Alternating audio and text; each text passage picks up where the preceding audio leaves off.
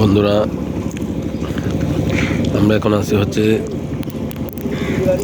কাপ্তাই জেটিঘাট। আজকে আমার গন্তব্য হচ্ছে বিলাইছড়ি উপজেলা হেলথ কমপ্লেক্স। এই দেখেন, পাহাড় থেকে সেগুন কাঠগুলো এনে এখানে স্তূপ করা হচ্ছে। দেখেন, সেগুন কাঠ সেই নৌকায় করে এই যে সেগুন কাঠগুলো এনে এখানে স্তূপ করা হচ্ছে।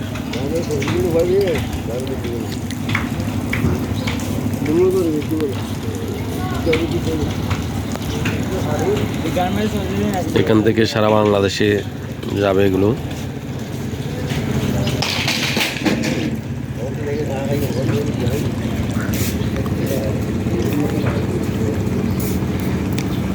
আমরা এই বোটগুলো করে বিলাইছড়ি যাব।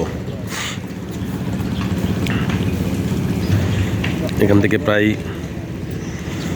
2 থেকে 2.5 ঘন্টা লাগতে পারে।